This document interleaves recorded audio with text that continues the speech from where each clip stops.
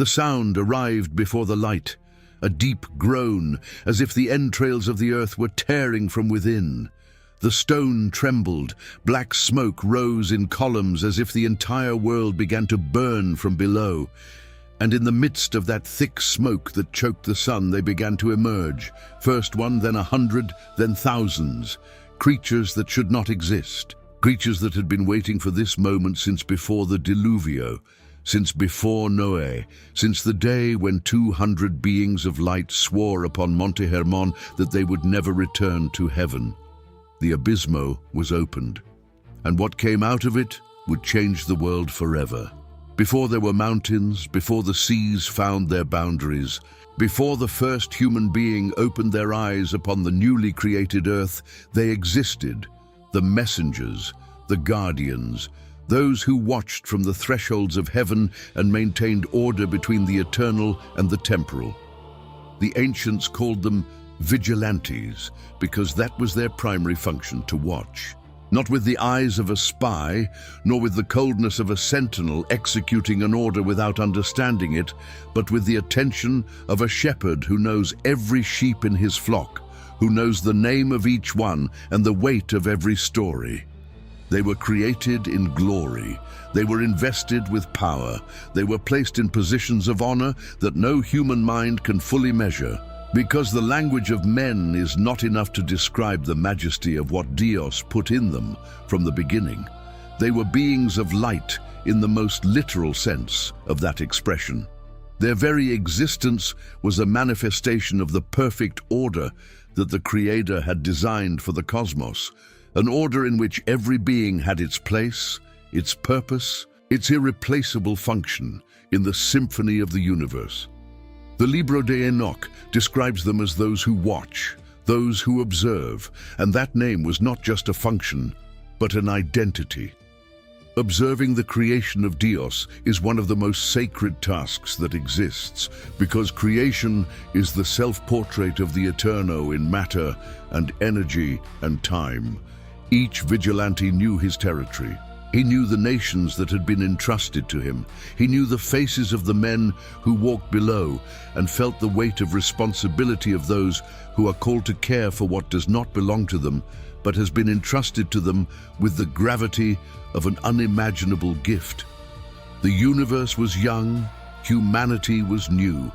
Adán and Eva had left Eden carrying with them the wound of the first sin, but also the irrevocable promise that something, someone, someday would crush the head of the serpent. Their children grew upon the earth. Their children had children. Generations multiplied like grains of sand upon an endless beach, and with each generation, the earth was filled with voices, with labor, with love, with war, with blood spilled upon the grass. Cain had killed Abel.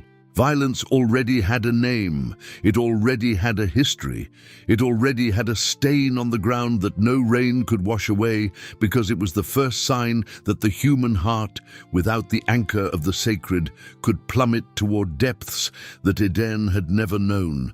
And yet humanity continued to multiply, groping for some light in the midst of a darkness that grew denser with each passing century. There were those who sought Dios.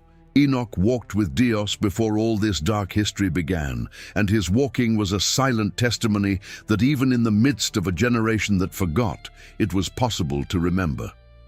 Lamech and Matusalem lived their days. Noé was growing, and the world continued to turn on the axis of its freedom, with all the consequences that such freedom produced when exercised without wisdom or reverence. The vigilantes observed them from above. It was their duty. It was their purpose. And for a long time, they fulfilled that purpose with the faithfulness that belongs to beings created for obedience and equipped for it with a nature that did not possess the weakness of mortal flesh. But there was a moment, an instant that has no date on the human calendar, but that changed the course of history for two worlds at the same time, the celestial and the earthly. There was a moment when some of them looked down and saw something they should not want, something the Creator had not designed for them. Genesis records it with the sobriety of one who needs no elaboration, because the truth is powerful enough on its own. The sons of Dios saw that the daughters of men were beautiful, and that seeing became desiring, and that desiring became planning, and that plan became the deepest crack that has ever crossed the space between the divine and the human. The one who led the rebellion was named Semyaza. He was the chief among them, the leader, the one who had enough authority to summon the others and enough determination to dare them to do what none would have dared alone. But Semyaza was also afraid, not the fear of a coward who retreats from danger, but the fear of one who perfectly understands what he is about to do and knows exactly the price he will have to pay. He gathered the others and presented his purpose with a clarity that admitted no misunderstanding. He wanted to descend to the earth. He wanted to take wives from among the daughters of men. He wanted to cross the border that separated heaven from flesh, the eternal from the perishable, the sacred from the profane. And he told them something that would seal their fate forever with the precision of a trap, closing on the one who manufactured it with his own hands. He would not go down alone. If everyone took the oath, if everyone committed themselves under anathema, then no one could back out. The weight of the guilt would fall upon everyone equally. 200 accepted, 200 beings of light who had been placed in the presence of the Eterno, who had heard the choir of the cherubim and had the unimaginable privilege of existing in the courts of heaven. 200 of them raised their voices and swore together. The place where they sealed that pact was the summit of Monte Hermon, in the north of the land of Canaan, where snow covers the rocks even in the warmest months of the year, and where the wind comes from all directions at once. From that summit, one could see a vastness of land stretching in all directions as far as the eye could see. The Mediterranean Sea shimmered in the distance like a broken mirror. The green valleys of the Jordan stretched to the south. The mountains of Lebanon rose to the west with their majesty of ancient cedars.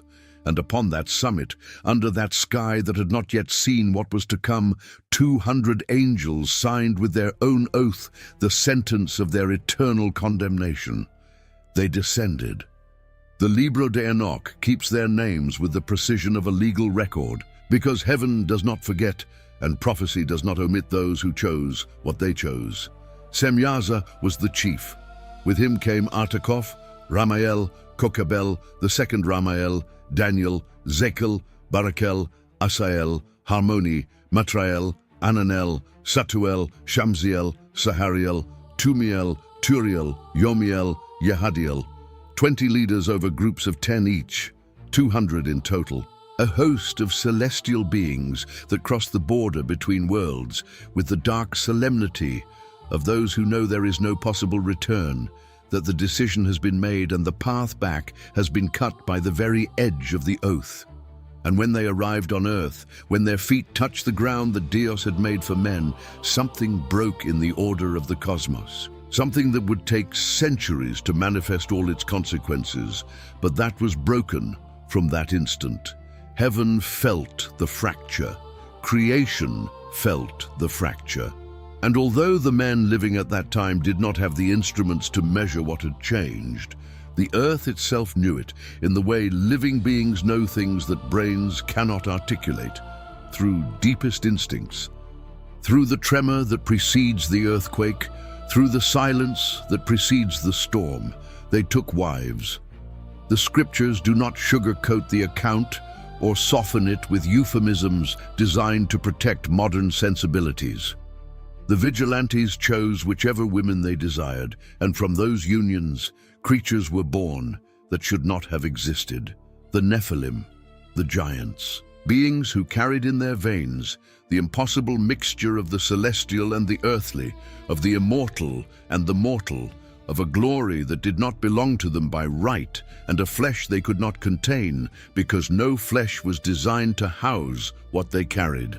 The Nephilim grew with a speed that astonished those who saw them. Their bodies were disproportionate, enormous, like mountains in human form, moving across the earth with the thunder of what should not be able to move. Their voices filled the valleys, their footsteps made the ground shake, and their appetite, both physical and spiritual, had no limit or measure because it had not been designed with limits. But the tragedy did not end with the birth of the giants. The vigilantes brought with them something that in the wrong hands would prove more destructive than any sword or natural catastrophe: knowledge. Azazel, one of the most prominent leaders among the vigilantes, taught men the art of forging weapons of war. He taught how to extract metal from the entrails of the earth and transform it into instruments of death with a precision and efficiency that humanity would never have developed on its own during that period of its history. He taught the design of swords, spears, breastplates, shields, the entire arsenal that turns man into a systematic destroyer of other men. And alongside weapons, he taught seduction. He taught women the use of cosmetics and jewelry that enhanced outward beauty for the purpose of desire. He taught the art of adorning the body to awaken what should not be awakened outside the context that Dios had designed for it. Other vigilantes taught equally forbidden things with equally devastating consequences for the fabric of human civilization. Zemyaza revealed incantations and magical arts that opened doors that only Dios should have the key to open. Arts that connected the human being with forces that were neither good nor neutral, but actively hostile to the well-being of the one invoking them. Others imparted the knowledge of astrology and the interpretation of the stars as oracles that sought to reveal the future without passing through the only legitimate channel of divine revelation. Still others taught advanced metallurgy, the crafting of remedies and poisons with properties that the natural medicine of that time could not explain, and the interpretation of dreams through powers that did not come from the Dios who creates dreams, but from sources that present themselves as illuminating while being, in reality, corrupting. Humanity received these teachings with the greed of one who has been hungry for power without knowing that the price of that power would be the corruption of everything it touched. Every secret revealed by the vigilantes was one more noose around the neck of human civilization. Every forbidden knowledge was one more step toward the precipice opening beneath the feet of a generation that did not see the abismo because the seduction of new knowledge had covered their eyes with an illusion of grandeur and progress. Humanity, which had been created to live in loving dependence on its creator, was led toward an illusory independence that was actually slavery disguised as enlightenment. And then, the precipice arrived. The Nephilim, who had grown with the bottomless hunger of their hybrid nature, began to consume everything on the earth. First, they ate the grain that men had sown with sweat. Then they ate the animals that men had raised with patience over generations. But the hunger of the giants was no ordinary hunger that could be sated with harvests and flocks. It was a void that no amount of food could fill because it was not just physical but spiritual. The void of creatures that did not fit into the order of creation and knew it with the dark certainty of those who carried disorder in their own blood. When there was no more grain or animals, the Nephilim turned their appetite toward men themselves. Violence spread like a disease that respects no borders. The giants crushed villages with the indifference of one crushing insects. They destroyed crops with the whim of one who does not need what he destroys, but destroys for the pure expression of power that cannot be contained. The stories that passed from mouth to mouth among the survivors painted pictures of creatures that made everything human fear had imagined up to that point pale in comparison. Because imagined fear always has a known form, while real horror breaks all categories with which the mind tries to protect itself. The earth was filled with blood. Violence became the norm and not the exception, the background from which good days emerged rather than the accident that interrupted peace.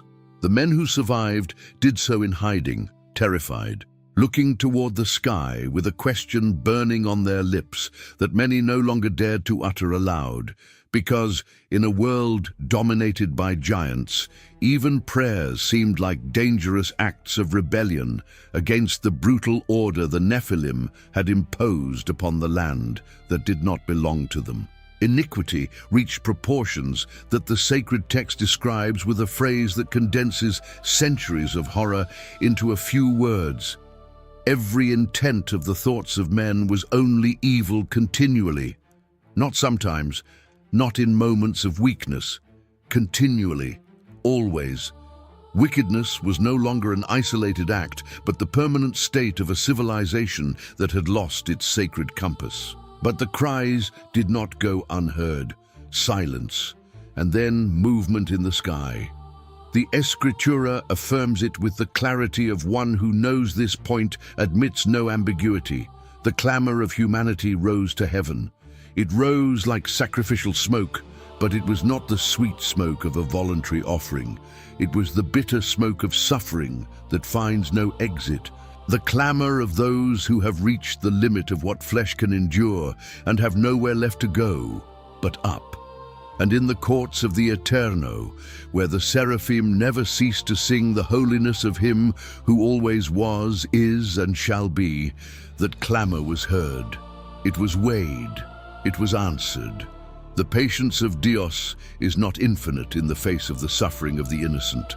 There is a moment when justice rises, and that moment had arrived. But before the divine response manifested in the physical world, something occurred that the Libro de Enoch records with an intimacy that is surprising to those who expect only the narrative of punishment.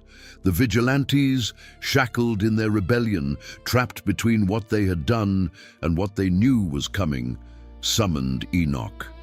Enoch, the man who walked with Dios, the only human being of his generation who had the kind of closeness to the divine that made it possible to act as an intermediary between two worlds. The vigilantes begged him to intercede for them, to present their petition before the Señor of Heaven, to obtain for them the forgiveness they knew they did not deserve but needed, with the desperation of one who sees the precipice and can no longer turn back. There is something deeply revealing in that gesture. The beings who had chosen to abandon heaven were now sending a man to intercede for them before heaven. Those who had crossed the border between the divine and the human now depended on a human to try to cross it in the opposite direction. The order had been inverted in the worst possible way, and now they asked that same order to intervene in their favor. But the order they had violated does not work in reverse when the violation is voluntary and conscious. Enoch's intercession was destined to reveal a truth that the sacred text does not need to explain with commentary, that the door closed from the inside cannot be opened from the outside. Enoch sat by the Rio Dan in the north of the land and wrote the petition. He wrote it with the precision of a faithful scribe who adds nothing and takes nothing away. And then he fell asleep. And in the dream, the Eterno himself answered him. He answered not with the tone of one pressured by negotiation, but with the certainty of one who has always known exactly what the correct answer is. The petition of the vigilantes was rejected, not because Dios could not forgive, but because forgiveness and its consequences belonged to a moral architecture that the vigilantes had violated in ways that admitted no simple reversal. There will be no peace for Azazel, the Eterno told him. There will be no tolerance or mercy. The sentence was pronounced and would be executed. Enoch returned to the vigilantes with the answer. He saw them in the place where he had left them. And what he found was the image of fear in its rawest form. Beings who had been powerful, who had held authority at the thresholds of heaven, who had descended with the confidence of those who believe their strength protects them, were trembling. Fear and trembling had seized them, the text says, and that image carries specific weight. The trembling of the created before the certainty of the Creator's judgment is not weakness. It is the only appropriate response to contact with the complete truth. 4 archangels received their orders in heaven, while Enoch fulfilled his mission on earth. 4 messengers of fire, before whom neither heaven nor earth can remain indifferent, when they move with the authority of the Eterno behind every step. Uriel was sent first. His mission was to warn Noé, the righteous man who walked with Dios in the midst of a generation that had almost completely forgotten him. The one who had found grace in the eyes of the Eterno, precisely because he had found no grace in the eyes of the world around him. Uriel reached him and revealed what was coming with the clarity of one who does not sugarcoat difficult news when preparation depends on hearing it exactly. The second archangel to receive his orders was Raphael, and the orders Raphael received were neither simple nor light. Dios said to him, "Go, bind Azazel hand and foot, cast him into the darkness, open the desert of Dudael and cast him there.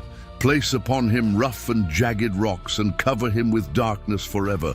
Let his face never see the light. Let him remain sealed there until he is sent to the eternal fire on the great day of judgment."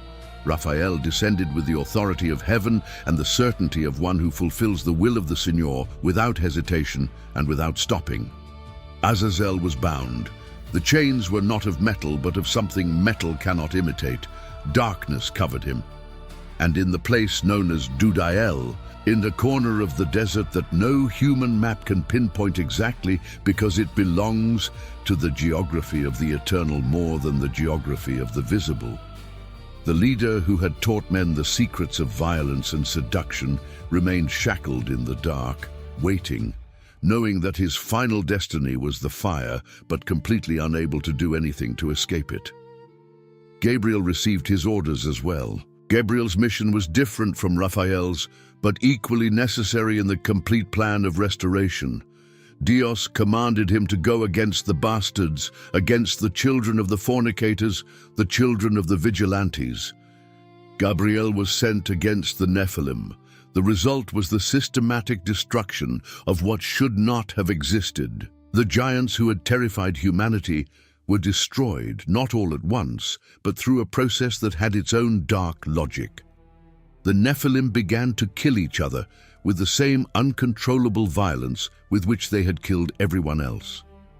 What violence does when it has no external victims is turn inward with the ferocity of one who knows no other direction. And so the giants consumed one another in a war of their own making, until nothing remained but bodiless spirits wandering the earth without destiny, rest, or a place to go.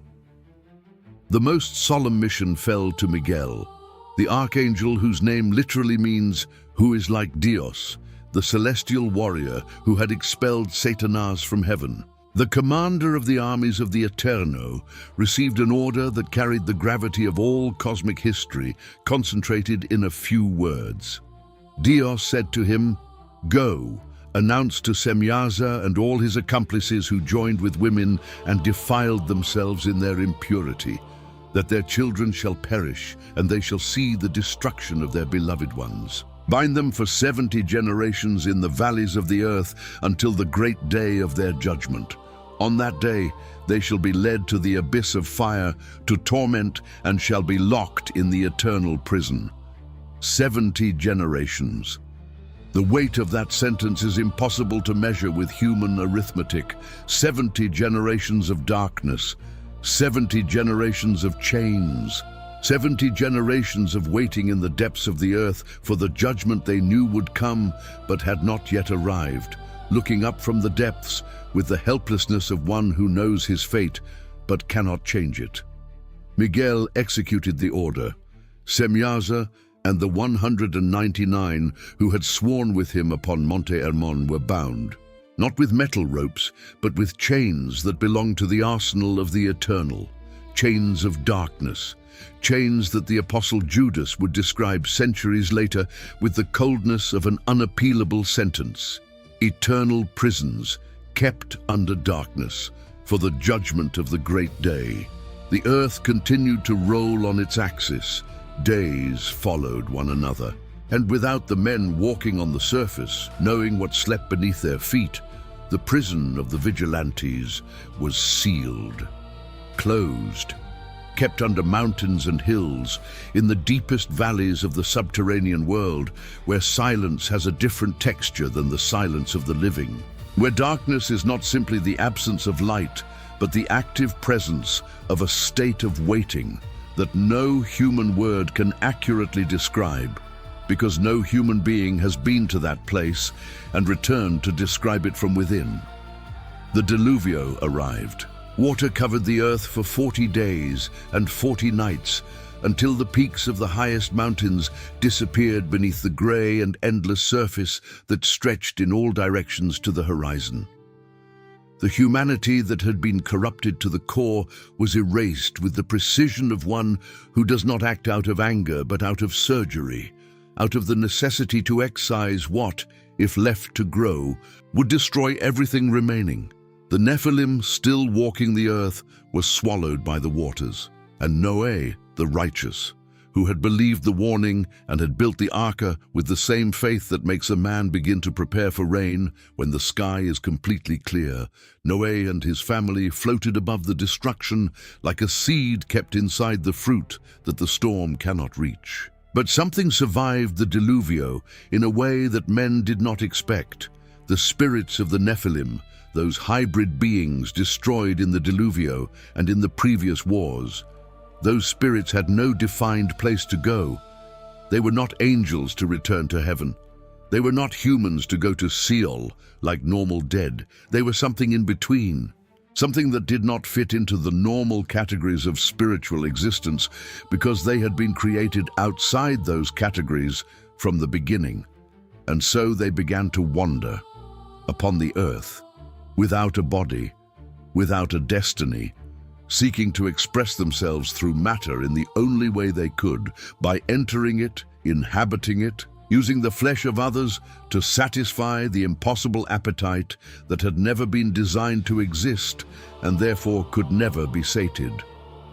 The spirits of the Nephilim became what humanity would know in the following centuries as demons, as unclean spirits, as those who seek bodies with the desperation of one who knows he has no permanent home and is willing to do anything to find even a borrowed room. It was the end of an era, but it was not the end of the story. It was Enoch, the seventh from Adam, the great-grandfather of Noé, the man of whom the Biblia says simply that he walked with Dios and disappeared because Dios took him without death touching his body, who received the terrifying privilege of seeing what no human being had seen before. Dios opened before his eyes the veils that separate worlds and took him in vision through territories that human maps can never include. Enoch saw heaven and its chambers. He saw the treasures of thunder and hail kept as weapons of cosmic war for the appointed day. He saw the rivers of fire at the edges of the cosmos where the west collects all sunsets. He saw places where the firmament does not extend and where the earth has no foundations, the edges of the cosmos where creation ends and eternity begins without transition.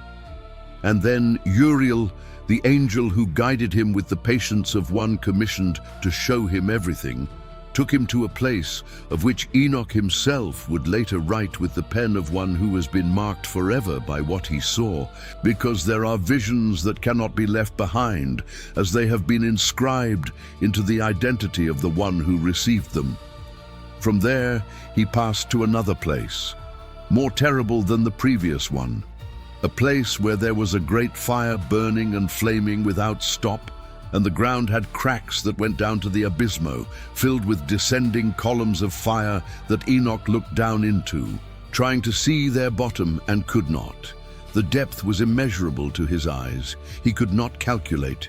He could not speculate. And he said, "How frightening and terrible it is to look at this place." Uriel answered him with serenity, with the terrible calm of one who knows the complete truth and is no longer terrified by it, precisely because he knows it completely. This place is the prison of the angels. Here they will be prisoners forever, forever. The word fell upon Enoch with the weight of the irrevocable. Not for a season, not until they repented, forever. And the prison smelled of fire and darkness at the same time. Two elements that the natural world keeps separate, but that in that place existed together as a living contradiction, as the perfect image of the punishment that has no end, because it was chosen with the full freedom of one who knew exactly what he was doing. Enoch advanced in his vision. He reached a mountain of hard rock. There were 4 deep pits, wide and very smooth. Raphael answered him.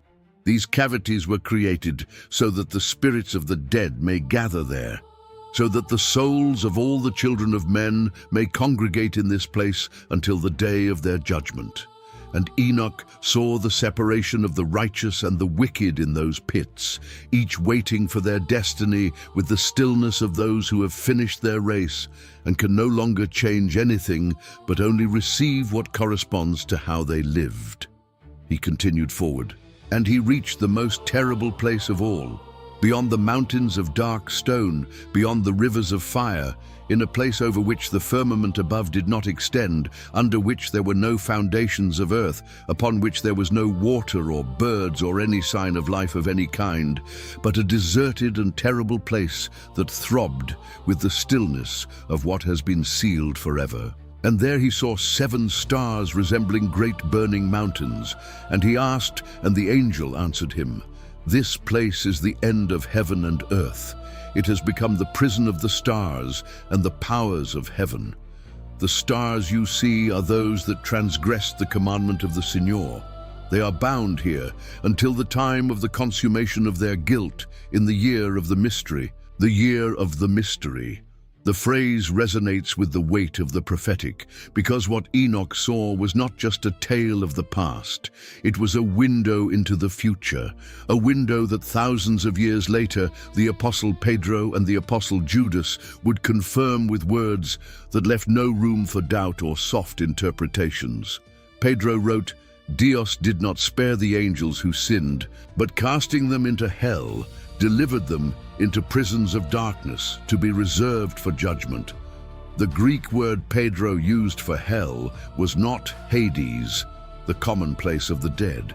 He used Tartaru, the term that in ancient thought designated the deepest abyss, the place reserved for beings who had transgressed the order of the cosmos in the gravest possible way. Pedro took that concept and filled it with a reality more concrete than any mythology, the real prison of real angels who had really sinned against the real Dios. Judas added his voice to the same choir, with the firmness of one who confirms what was already said, so that there is no excuse for not having heard it. The angels who did not keep their dignity, but abandoned their own dwelling, Dios has kept under darkness in eternal prisons for the judgment of the great day. Not temporary prisons, eternal, not provisional darkness, permanent darkness until the arrival of the moment appointed from before the foundation of the world. And then something occurred that only love can explain.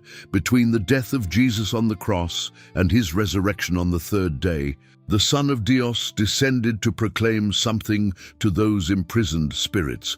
Pedro records it in his first letter. Cristo went to proclaim to the spirits in prison, those who in another time were disobedient, when the patience of Dios waited in the days of Noé. The proclamation was not a second chance. It was a declaration of victory. It was the risen king descending to the dungeons of his prisoners to announce to them that the war was over, and that the result was exactly the opposite of what they had bet on. The one whom 200 beings of light had defied with their oath upon Monte Hermon had won. He had won in the most unexpected way possible, by dying and rising.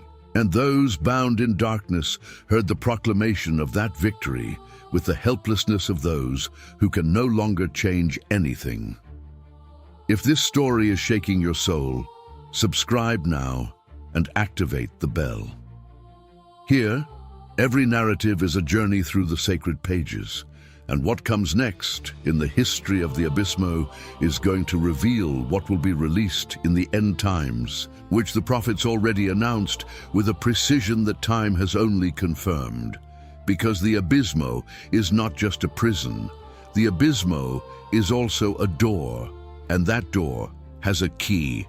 And that key, according to the Apocalypse of Juan, will be delivered at the exact moment that Dios determines.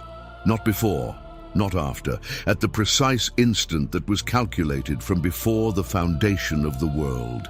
When the fifth trumpet sounds over a humanity that will no longer remember the times when angels walked among men, a star will fall from heaven to earth with delegated authority to do what no being could do on its own initiative, to open what was sealed with the seal of the Eterno. Juan saw it on the Isla de Patmos, the exile who received the greatest revelation in prophetic history precisely because they had sent him to a place where they thought he could no longer do any harm. The fifth angel blew his trumpet, and I saw, Juan wrote, a star that fell from heaven to earth, and to it was given the key to the pit of the Abismo, and it opened the pit of the Abismo. The phrase is short. Juan's verbal economy at that moment is not simplicity, but the sobriety of one who knows the image speaks for itself, and that adding more words would diminish it. What had been sealed since the days of Noé was opened, and what came out of that pit was what Juan described with the most disturbing images in all prophetic literature, which no human literary tradition could have invented without having seen it first. Smoke. First the smoke, a thick black smoke that came out of the pit like the smoke of a great furnace and darkened the sun and the air. Not a passing cloud that the wind dissipates. A darkness that stretched from the Abismo to the atmosphere and remained as if the border between the subterranean and the celestial had been erased with a definitive stroke, and in the midst of that smoke, the creatures, the locusts. Juan called them locusts because it was the closest image he had to describe something that fits into no natural vocabulary. But these locusts were not insects. They were beings with the power of scorpions, with bodies that looked like horses prepared for war, with what looked like crowns of gold upon their heads, with faces that looked like human faces, with hair like women's hair, with teeth like lions' teeth, with breastplates that looked like iron breastplates, and with wings that produced a thundering sound, like many war chariots rushing into battle. Juan's description is not poetic in a decorative sense.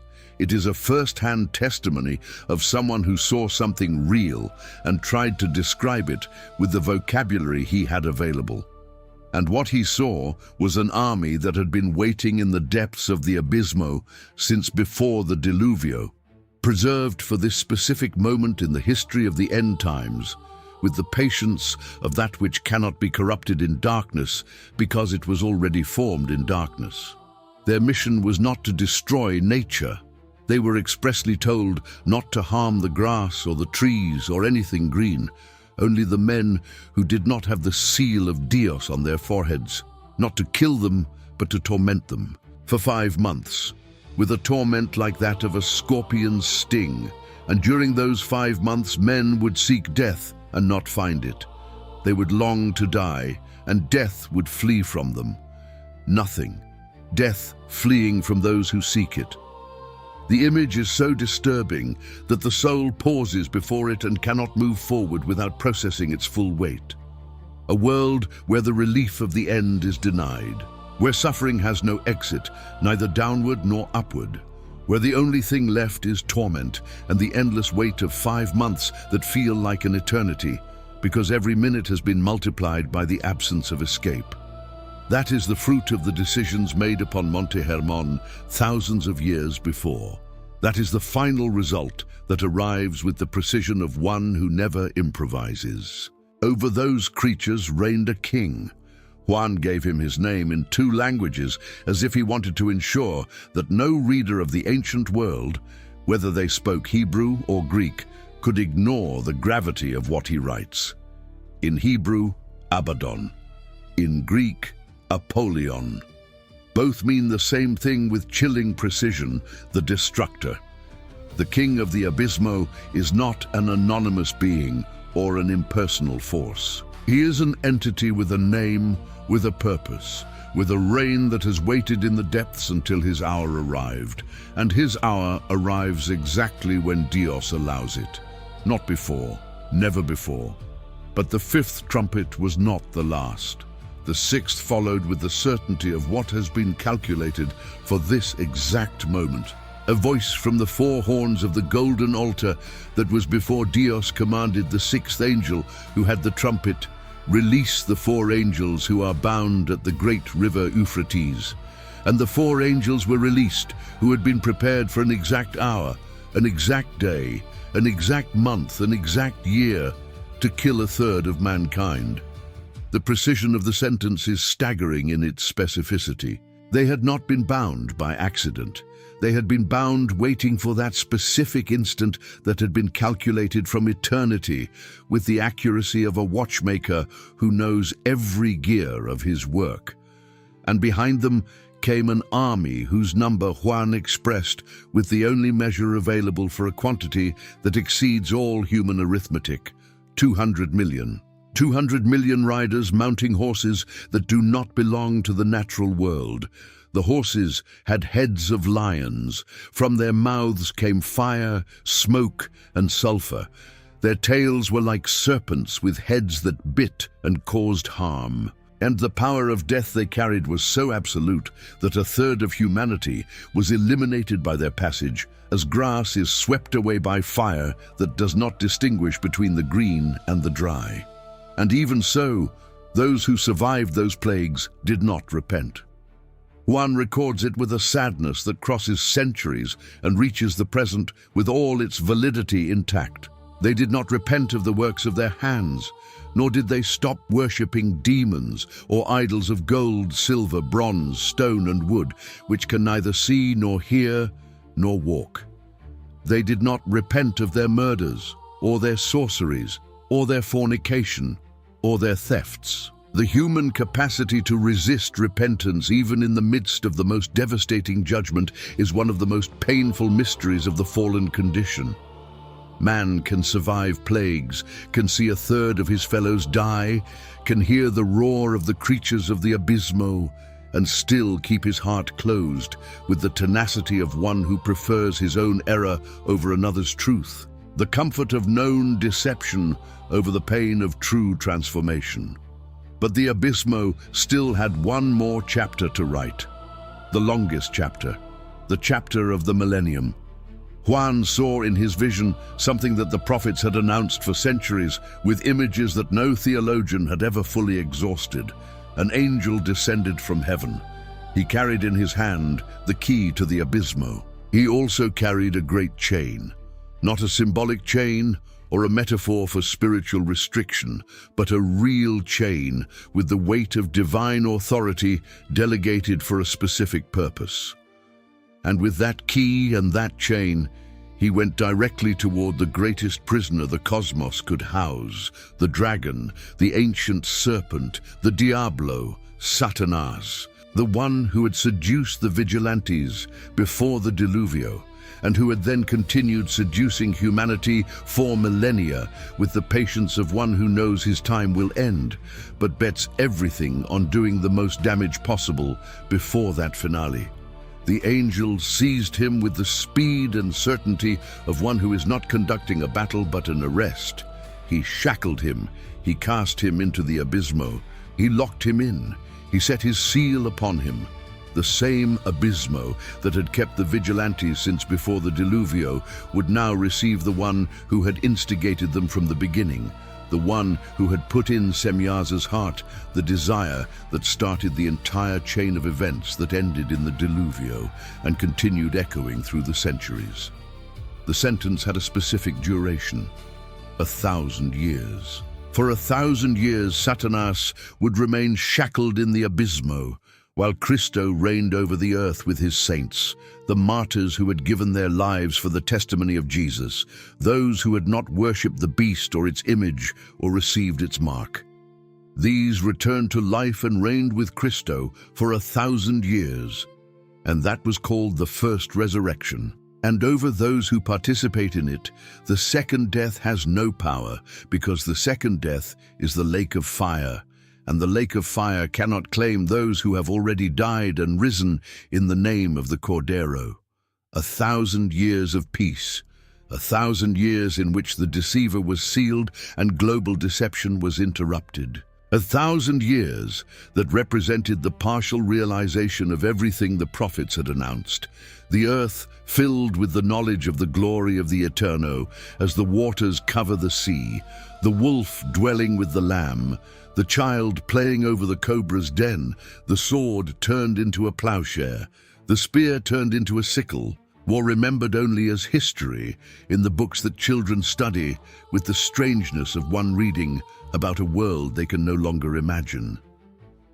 1,000 years that would stretch over humanity like the long shadow of mercy, allowing the earth to breathe for the first time since before Monte Hermon, without the active presence of the great adversary walking among men with his endless catalogue of lies. And then the 1,000 years would be completed, and Satanas would be released from his prison, not escaped, not freed by any external force, released, permitted, according to the design of a plan that includes even this moment as part of its perfect structure, because even the chapter of the final judgment needs the accused to be present in the courtroom so that the sentence may be pronounced with all due formalities.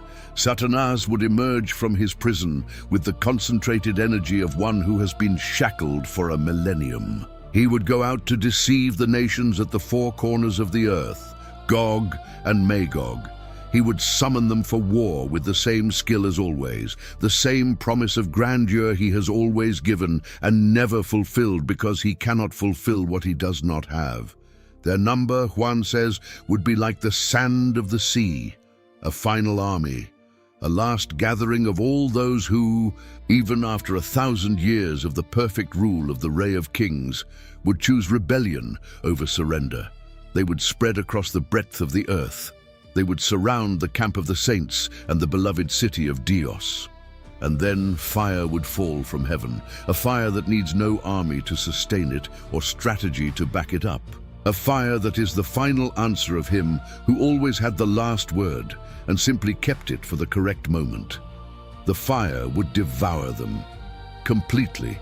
And the Diablo, the one who had seduced them from the beginning, from Eden, from Monte Hermon, from Babylonia, from Patmos, from every temptation in every generation, would be cast into the lake of fire and sulfur, where the beast and the false prophet would also be, and they will suffer torment day and night forever and ever, the formula of eternity applied to the torment of those who chose rebellion until the end, who rejected grace until the last instant, who preferred eternal fire over temporary surrender. Juan also saw the great white throne, the final judgment, the dead, both the humble and the powerful, standing before that throne, whose presence made heaven and earth flee without leaving a trace. The books were opened. The Libro de la Vida was opened. The dead were judged according to their works, according to what was written in the books. The sea gave up its dead. Death and Hades gave up theirs. And then, with the weight of finality, Juan wrote, "Death and Hades were cast into the lake of fire. This is the second death. The Abismo itself, having fulfilled its function as a prison and waiting room throughout the entire arc of human history, was consumed in the fire that purifies everything. The instrument of provisional punishment was replaced by eternal destiny. And there would be no more death, nor more weeping, nor more crying, nor more pain. The first things had passed away. What this story leaves us with is not fear, it is certainty. From before the creation of time, before Monte Hermon, or the desert of Dudael, or the Isla de Patmos existed, Dios knew what was going to happen. Every fallen angel, every chain forged in heaven, every trumpet that would sound over the end of times, every beast that would rise from the abysmo, every seal and every sentence formed part of a plan that has no cracks, no contingencies, no improvised chapters. The abysmo is not a crisis in the plan of Dios. The abysmo is part of the plan of Dios. An instrument of temporary justice, while eternal justice arrives, a waiting room for those who chose rebellion instead of surrender. 200 angels swore upon a mountain and thought they were changing the destiny of the world. And in a way, they did. But not in the way they expected, because their rebellion did not stop the plan of the Eterno. It did not divert it. It did not delay it. It only demonstrated with a clarity that no philosophical argument could equal that even the gravest transgression, even the deepest corruption, even the giants who devour entire civilizations cannot bend the will of him who said that his purpose shall be established.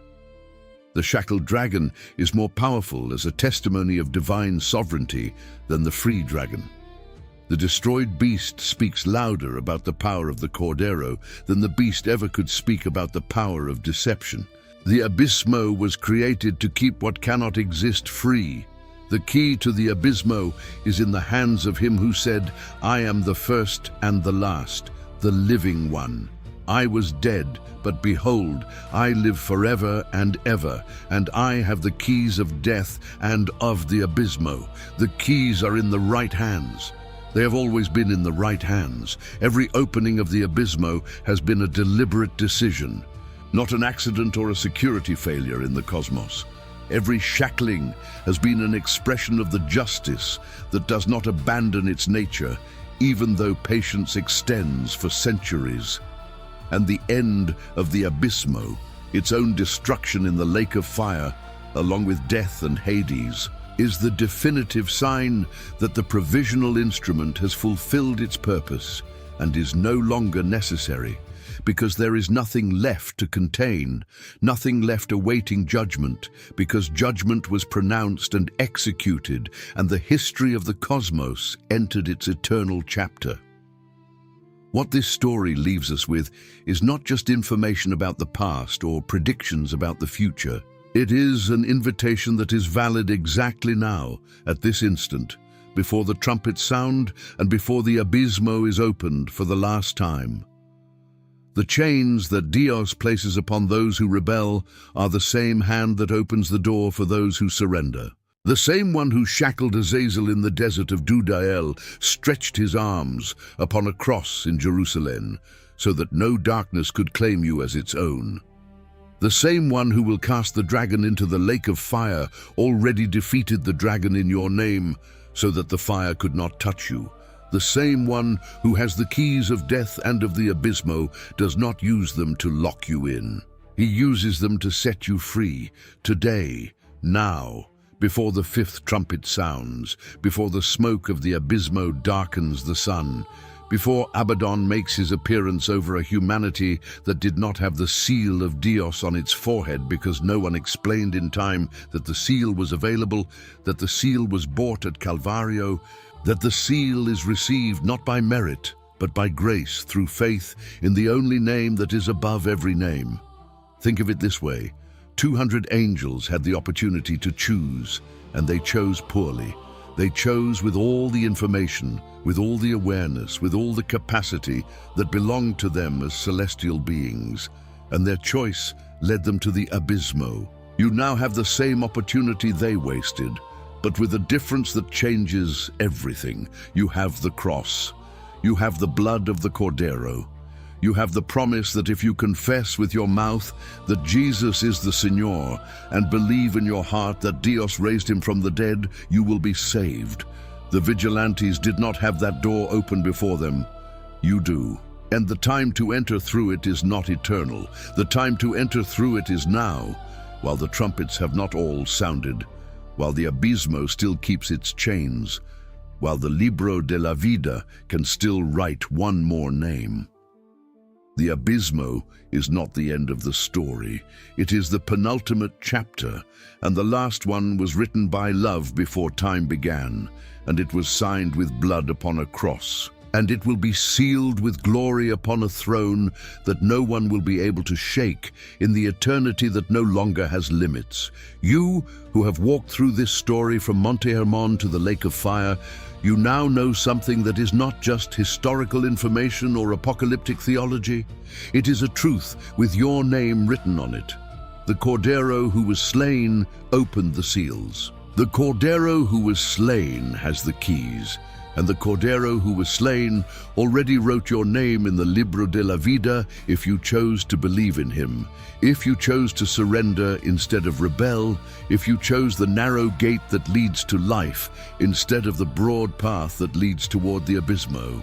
If this story shook something in your heart, write in the comments. My name is in the Libro de la Vida.